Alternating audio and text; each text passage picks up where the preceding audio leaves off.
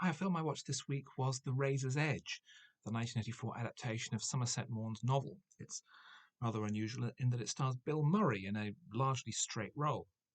And it's the story of Larry Darnell, one of two friends from a small Illinois town who volunteers in 1917 to act as an ambulance driver during World War One.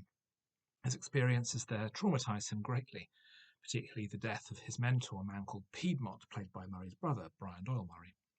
Returning to America after the war, he's all set for marriage and a career as a stockbroker, but he has a crisis of faith, a crisis of conscience. He can't bring himself to return to that ordinary life. So, with support from his fiance's rich uncle, he travels to Europe to try and find himself, going on an odyssey that takes him to mountaintops in India before returning to see his friends with a new perspective on life and finding that they too have troubles of their own.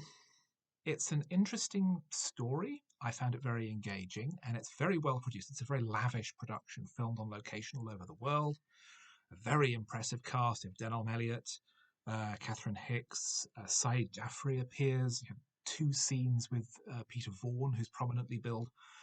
But it was notably a major flop when it was released. It was also a pet project of Bill Murray's. He wanted to produce it for many years, and eventually managed to persuade Columbia to fund it by agreeing in return to sign on to their new spectacular comedy, Ghostbusters.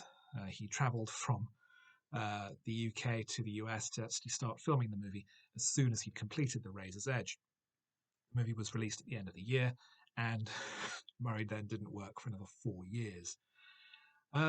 Murray feels miscast.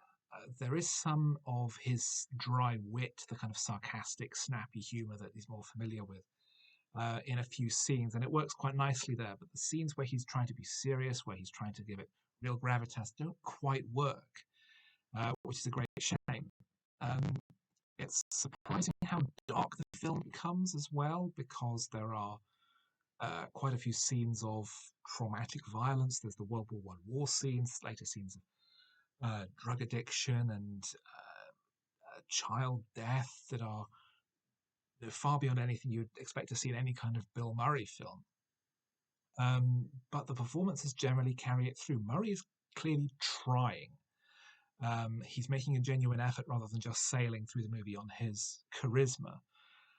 It's just that he doesn't fit. I noticed that throughout the movie, he still has the same hairstyle that he has in a lot of his early 80s movies, rather than something more period appropriate.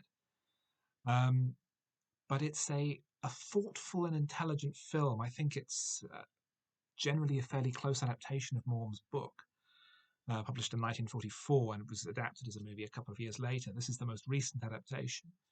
And although it's quite deeply flawed, it's a very honourable attempt at a difficult and extremely uncommercial subject. It's not terrible, far from it, but the idea that it was going to be some kind of epochal classic that would reframe Murray's career was clearly not going to be the case.